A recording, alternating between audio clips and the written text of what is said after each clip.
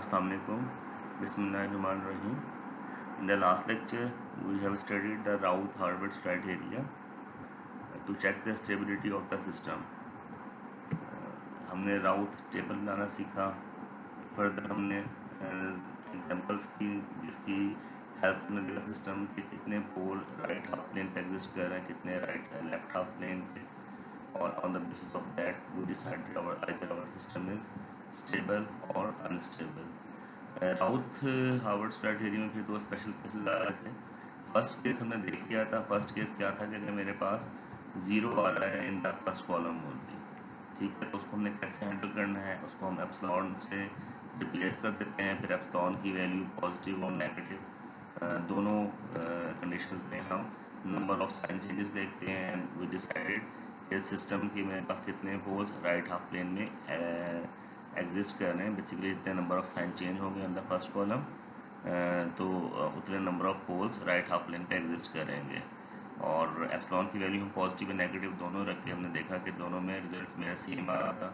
इसी special case में मैं देखा कि either we replace it with epsilon या फिर हम इसका पॉलिनोमियल से रिप्लेस करते with reciprocal roots.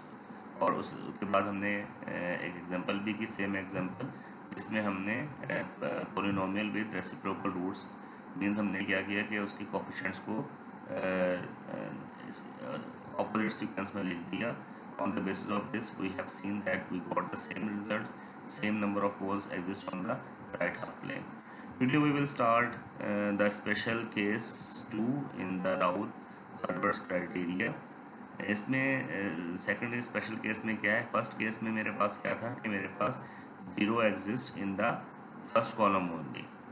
Second special case में क्या है, अगर क्या हो, अगर लेट्स सपोज मेरे पास ऐसा केस आता है कि मेरे पास एंटायर रो ज़ीरो हो जाती है, ठीक है। फर्स्ट केस में मेरे पास क्या था कि मेरे पास सिर्फ रो का जो पहले ही कॉलम का पहला एलिमेंट था वो ज़ीरो हो रहा था, और उसको जब हम डिवाइड करते थे वो पता है कि जो फर्स्ट कॉलम होता है वो कंटिन्यूसली डिवाइड हो रहा होता है with the to get the remaining coefficients of the Routh table.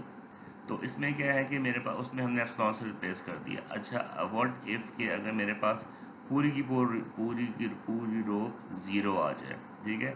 In that case वही हम कहते हैं ये इवन पॉलिनोमियल एग्जिस्ट करता है, और जो इवन पॉलिनोमियल है वो basically factor of the original polynomial होता है, ठीक है। आई विल रिपीट इट कि अगर ऐसा केस आ जाए कि मेरे पास एंटायर रो ज़ीरो की आ जाए, तो इट मीन्स कि मेरे पास सिस्टम में इवन पॉलिनोमियल एग्जिस्ट करता है, और जो इवन पॉलिनोमियल है that is the factor of the original polynomial. Let we solve the example 6.4। इसमें मेरे पास ट्रांसफर फंक्शन दिया, टी ऑफ एस दिया गया डायरेक्ट, जी ऑफ एस नहीं दिएगा। जी ऑफ एस होता तो आप उसको T of S transfer function में विद यूनिटी फीडबैक आप उसको कन्वर्ट करते हैं। ट्रांसफर फंक्शन दिया G of S is equal to 10/s5 plus 7s4 plus 6s3 plus 42s² plus 8s plus 56। अब देखिए इसमें हाईएस्ट पावर S5 है, you will arrange S in the descending order, S5 then S4 S3 S2 S1 and S1. You will fill the first two rows from the given denominator and you will fill the rest of the rows with the help of Raoult table, ठीक है। अब जो first row उसमें क्या terms आ जाएंगी 1 6 and 8, and second row में बस terms आ जाएंगी 7 42 and 56। ये थ्री टर्म्स मेरे पास आ जाएंगी सेकंड रो के अंदर। Okay, now I will fill the S3। जब S3 को फिल करूँगा, अच्छा अब मैं इसको सिंप्लीफाई कर सकता हूँ किस लिहाज से कि मेरे पास जो सेकंड रो है उसकी तमाम जो टर्म्स हैं that can be divisible by 7, तो 7 से डिवाइड कर देंगे, 1 6 and 8 आ जाएगा। आप इसको एज इट इज़ भी रहने दे सकते हैं, लेकिन उससे आपकी जो कैलकुलेशंस हैं मल्टीप्लिकेशन है वो कॉम्प्लिकेटेड या कॉम्प्लेक्स हो जाएंगी। तो जस्ट टू सिंप्लीफाई मैं इसको 7 पे डिवाइड कर सकता हूँ, अदरवाइज आप इसको एज इट इज़ भी सॉल्व कर सकते हैं। अच्छा, अब इसको 7 से डिवाइड किया, 1 आ गया, ये 6 आ गया, यहाँ पर 8 आ गया। Now will starting filling the rest of the rose.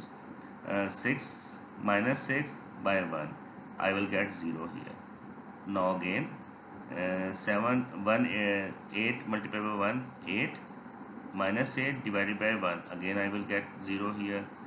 Okay, then 1 into 0 0, 1 into 0 0 divided by 1, again 0. Now मेरे पास एक ज़ीरो रो आ गई, कंप्लीट रो ज़ीरो है, इसमें सिर्फ फर्स्ट एलिमेंट ज़ीरो नहीं है, जब एप्सिलॉन से रिप्लेस कर दूँ उसमें कंटायर रो मेरे पास ज़ीरो आ गई है। Now what will I do, basically यहाँ पर क्या है, इट मीन्स एक इवन पॉलिनोमियल एग्जिस्ट कर रहा है, that is the factor of the original polynomial.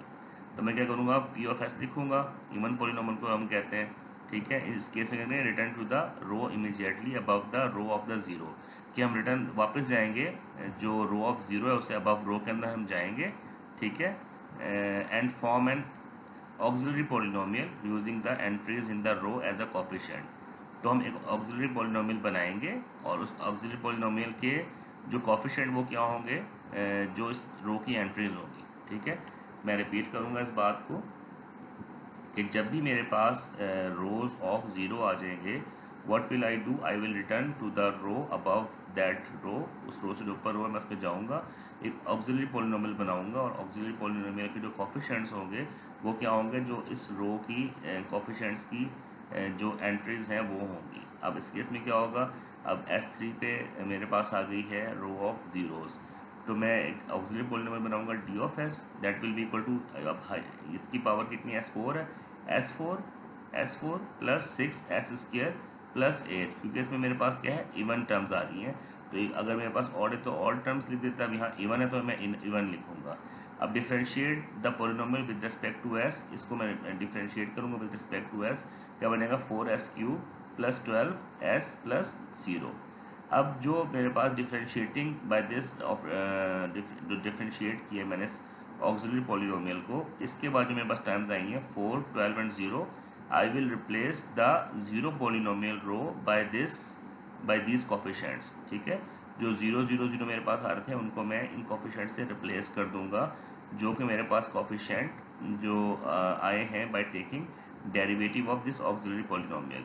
यहाँ क्या जाएगा 4, 12 and 0, again for simplification of calculations मैं क्या करूँगा, 4 से डिवाइड कर दूंगा 4 और 12 को, तो 1 एंड 3 आ जाएगा।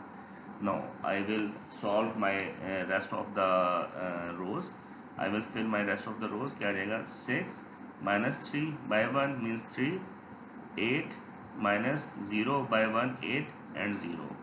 Now 9 minus 8 1 divided by 3, 1 by 3 0 0 and again here it comes 0.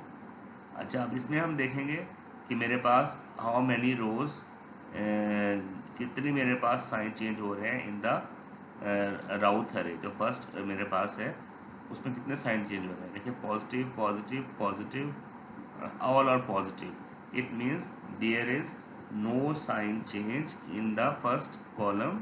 राउथ array में कोई मेरे पास साइन चेंज नहीं है। What does it mean, it means there is no pole on the right half plane, system is stable, system stable है। जितने भी मेरे पास नंबर ऑफ पोल्स हैं, basically S5 is the highest order, it means मेरे पास 5 number of poles होंगे और 5 number of poles मेरे एग्जिस्ट करेंगे on the left half plane, system will be stable. I hope this special case is clear to you. अच्छा, इसमें यह है कि जब इवन पॉलिनोमियल एग्जिस्ट करेगा, ठीक है, तो मेरे पास जितने भी रूट्स होंगे वो सिमेट्रिकल अबाउट द ओरिजिन होंगे। मीन्स मेरे पास अगर मेरे पास इवन पॉलिनोमियल S4 पे एग्जिस्ट कर रहा है, अब मैं अपने जो मेरे पास राउट टेबल है इसको 2 पार्ट्स में एनालाइज करूँगा। पहला पार्ट एनालाइज करूँगा before the existence of this even polynomial and the second part will be analyse on the basis of even polynomial, कि इवन पॉलिनोमियल के बाद जो हुआ है उसमें कितने नंबर ऑफ साइन चेंजेस हैं। अब जो मेरे पास बता रहा हूँ कि जो इवन पॉलिनोमियल है only have roots that are symmetrical about the origin, कि ओरिजिन से सिमेट्रिकल होंगे। ओरिजिन से सिमेट्रिकल से मतलब क्या है, मीन्स या तो पोल, अगर एक पोल लेफ्ट हाफ पे है तो एक ही पोल राइट पे होगा, अगर 2 लेफ्ट पे है तो 2 ही राइट पे होंगे। ऐसा नहीं होगा इवन पॉलिनोमियल के एग्जिस्ट के बाद कि मेरे पास सारे के सारे पोल जो हैं वो कहाँ पर आ जाए, वो या तो लेफ्ट पे आ जाए या सारे राइट पे आ जाए, या फिर मेरे पास बेसिकली सिमेट्रिकल से क्या मतलब है, इसमें 3 केसेस हो सकते हैं। 3 केस क्या हो सकते हैं, the roots are symmetrical and real. अगर मेरे पास रूट सिमेट्रिकल और रियल है तो मेरे पास एक पोल राइट हाफ प्लेन पे होगा, एक लेफ्ट हाफ प्लेन पे होगा, या फिर roots are symmetrical and imaginary.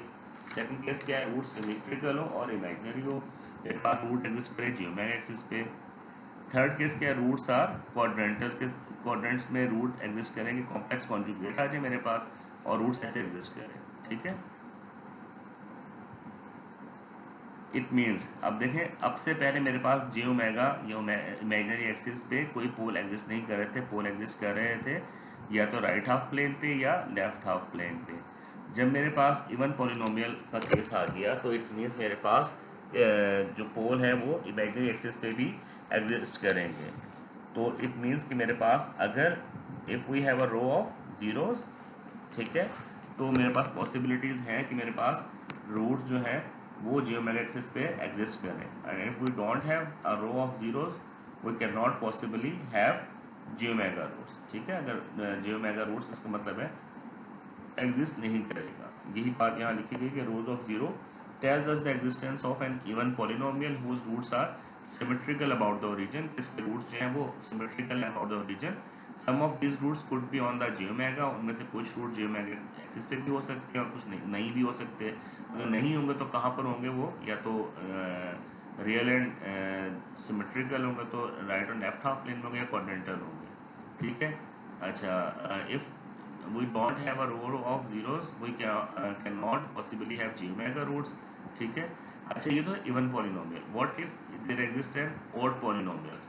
Odd polynomial is the product of even polynomial का प्रोडक्ट है and an odd power of S. जैसे इवन पॉलिनोमियल में पावर ऑफ एस इवन थी, क्योंकि मेरे पास अगर मैं प्रीवियस एग्जांपल में देखूं तो मेरे पास S3 पे रो ऑफ जीरो आ रही थी, ठीक है। इवन पॉलिनोमियल कहाँ एग्जिस्ट कर रहा था, जस्ट अबव दिस S4 पे एग्जिस्ट कर रहा था। इस केस में जैसे S5 उसने दिया है, S5 का मतलब क्या है कि जो रोज ऑफ जीरो है वो S4 पे एग्जिस्ट कर रही है। S4 पे कर रही है तो मेरे पास पॉलिनोमियल ऑड होगा और वो क्या होगा, S5 पे एग्जिस्ट कर रहा होगा। ऑड पॉलिनोमियल केस में जैसे इवन पॉलिनोमियल में मेरे पास जो लास्ट टर्म है जैसे S4, अगर लेट्स सपोज S6 भी होता तो S6, S4, S2 एंड में S0 आना था, कांस्टेंट टर्म आ रही थी। ऑड पॉलिनोमियल में कांस्टेंट टर्म नहीं आएगी। Thus the constant term of an odd polynomial is always missing। जो constant term है वो always missing होगी। जैसे मैंने यहाँ एक दिया कि जैसे S5 plus 5s cube plus 7s plus 0, no constant term exist here, जबकि इवन पॉलिनोमियल में constant term exist करती है। अच्छा, एक और एग्जांपल हम करते हैं of the your second case. जो हमने सेकंड केस किया है कि रोज ऑफ जीरो एग्जिस्ट करती है या नहीं करती, करती है तो मेरे पास हम कैसे रूट्स को सिमेट्रिकल कहेंगे, ठीक है। अब मेरे पास this is the T of S, transfer function दिया गया है S8 S7 plus 12s square and so on. I will manage the S in the descending order starting from S8 and I will add it S0। I will fill first two rows from the denominator of the given function 1, 12, 39, 48 and 20। This will be filled in the column 1 and S7 column will be filled with the rest of the terms that will come 1, 22, 59 and 38। now I will solve it। 12 minus 22, 10 divided by minus 10 divided by 1 minus 10 आ गया। Similarly मैं इसको fill करूँगा, minus 20 आ जाएगा, 10 आ जाएगा, 20 आ जाएगा। now I can simplify it by dividing the whole row with the 10। मैं again वही मैं अपने कैलकुलेशन को सिंपली करने के लिए कर रहा हूँ, अदरवाइज मैं इसको ऐसे भी कंटिन्यू कर सकता हूँ। -1, -2, 1 and 2 आ जाएगा, ठीक है। now I will fill the row of S5। this will come -22 and plus 2, -22 and plus 2 will gives us -20 divided by -1, this will give 20। similarly I will fill this -59 -1 -60 हो गया, डिवाइड बाई 1 तो 60 आ गया। similarly this will be filled, again I will simplify the S5 column by dividing the whole row with 20, 1, 3 and 2, 0, 0।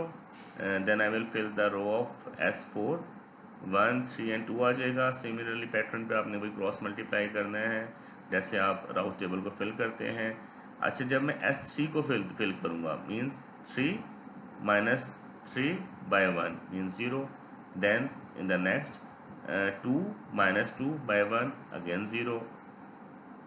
Next में भी मेरे पास 0 ही आएगा. It means यहाँ मेरे पास इससे ऊपर वाली रो पे जाऊँगा, मेरे पास S4 है. It means even polynomial exist कर रहा है. कैसे लिखूँगा? P of S is equal to S4 plus 3S square plus 2. ठीक है, इसका डेरिवेटिव ले लिया, क्या रहेगा? 4S cube plus 6S plus 0. तो जहाँ जहाँ 0 है मैं उसको रिप्लेस कर दूंगा विद 4, 6 एंड 0. अगेन इसको सिंप्लीफाई कर दिया, तो simplify my calculation divided by 2, क्या आ जाएगा?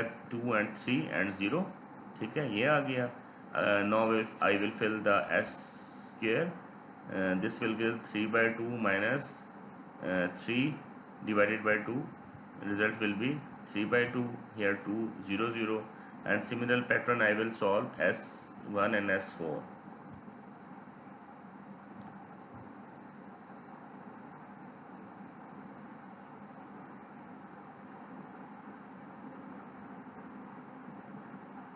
अच्छा, अब मैंने बताया था कि जब हमारे पास इवन पॉलिनोमियल एग्जिस्ट करेगा तो मैं अपने सिस्टम को एनालाइज करूँगा किस कंडीशन में, कि मेरे पास इवन पॉलिनोमियल के बाद कितने साइन चेंजेस आ रहे हैं और इवन पॉलिनोमियल से पहले कितने साइन चेंज आ रहे हैं. अब इवन पॉलिनोमियल एग्जिस्ट कर रहे हैं S4 पे. अब S4 के बाद कोई भी साइन चेंज नहीं है.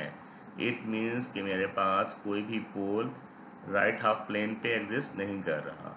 अब आपको बताया था कि इवन पॉलिनोमियल के केस में मेरे पास जो है, जो नंबर ऑफ जो पोल्स हैं उनकी लोकेशन सिमेट्री होगी या सिमेट्रिकल होगी. मीन्स के जितने पोल लेफ्ट हाफ पे उतने राइट हाफ पे, या अगर या क्वाड्रेंटल होंगे, या फिर मेरे पास क्या होंगे, मेरे पास पोल ऑन द इमेजिनरी एक्सिस होंगे.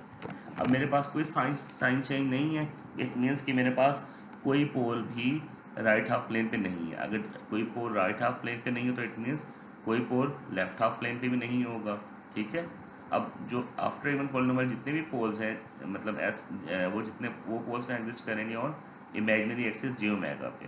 पोल्स एट जे ओमेगा कितने होंगे? 4 होंगे. और बिफोर द इवन पॉलिनोमियल हम देखेंगे कितने साइन चेंजेस हैं. +2 plus, +2 minus, -2 plus, +2 minus 1 sign change, -2 plus 2 sign change. It means before the even polynomial existence मेरे पास 4 पोल थे. ठीक है, after the even polynomial 4 pole है. जो पॉलिनोमियल के एग्जिस्ट इवन पॉलिनोमियल के बाद है वो चारों पोल जे ओमेगा पे एग्जिस्ट कर रहे हैं. और जो उससे पहले हैं उनमें से 2 पोल, क्योंकि 2 साइन चेंजेस है ऊपर, S8 to S5, 2 poles on the right half plane, 2 pole on the left half plane. ठीक है, क्लियर है?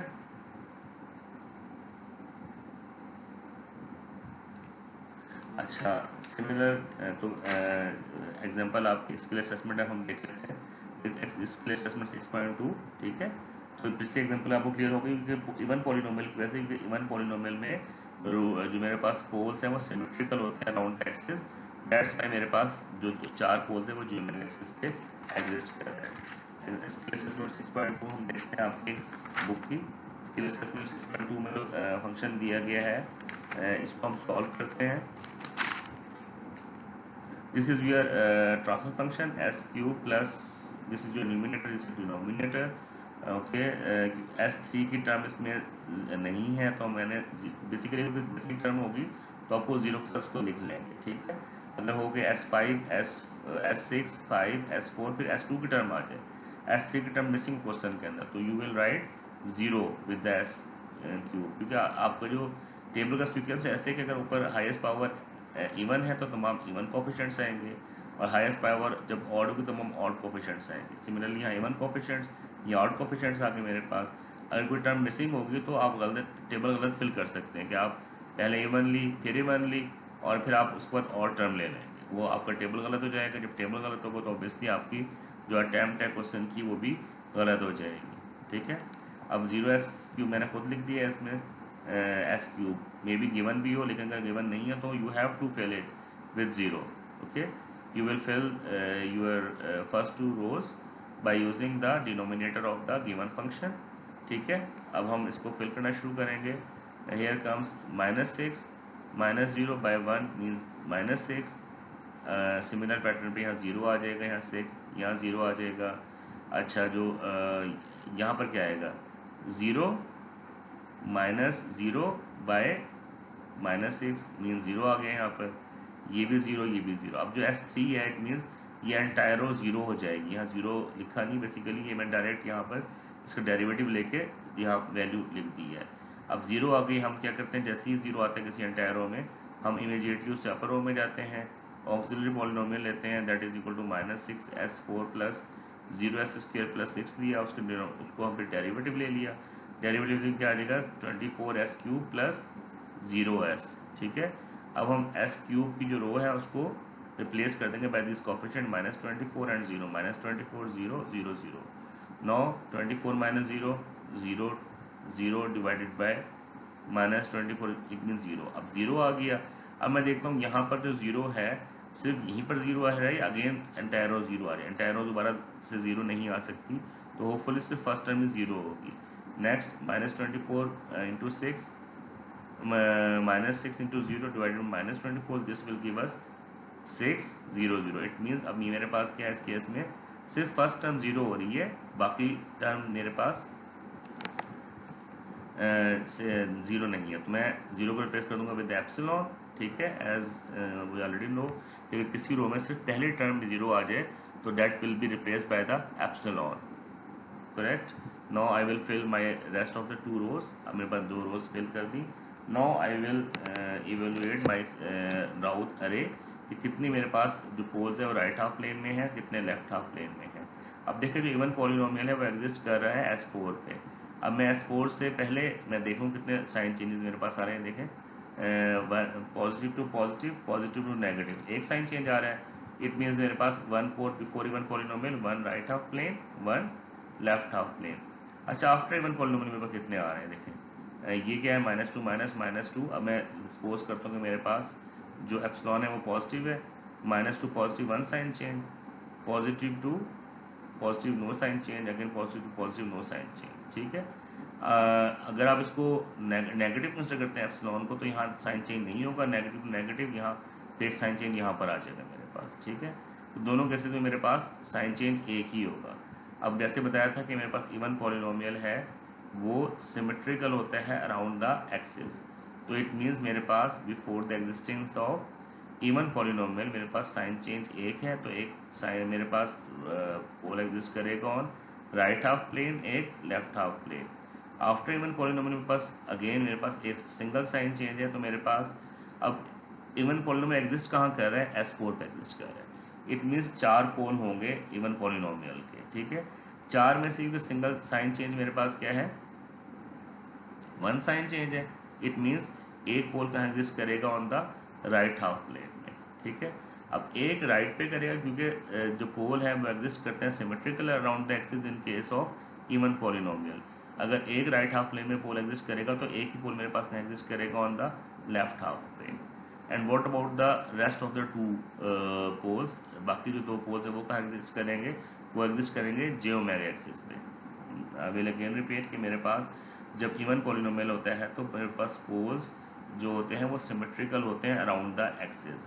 अब क्योंकि इवन पॉलिनोमियल मेरे पास S4 पे है और साइन चेंज एक है, एक साइन चेंज है, तो मेरे पास एक पोल राइट हाफ प्लेन, एक पोल लेफ्ट हाफ प्लेन, और बाकी जो 2 पोल है वो जियोमेट्रिक एक्सिस पे एग्जिस्ट करेंगे। ठीक है, और बिफोर द इवन पॉलिनोमियल मेरे पास एक साइन चेंज है, तो मेरे पास एक पोल राइट हाफ प्लेन पे और एक लेफ्ट हाफ प्लेन पे एग्जिस्ट करेगा। सो तो टोटल नंबर ऑफ पोल्स यहाँ पर, क्योंकि मेरे पास हाईएस्ट पावर S6 है, तो टोटल नंबर ऑफ पोल्स मेरे पास यहाँ कितने होंगे 6 होंगे। अब मैंने इन दोनों को कंबाइन करता हूँ, अगर before even polynomial after even polynomial, तो मेरे पास क्या होंगे बेसिकली इन 6 में से मेरे पास 2 पोल्स होंगे on right half plane, 1 pole on left half plane, sorry 2 poles on right half plane, 2 poles on left half plane and 2 poles of J omega axis. Clear. ठीक है, मैं अगेन रिपीट करूँगा, मैंने बेसिकली सिस्टम को analyse किया है before the even polynomial existence and after the even polynomial existence.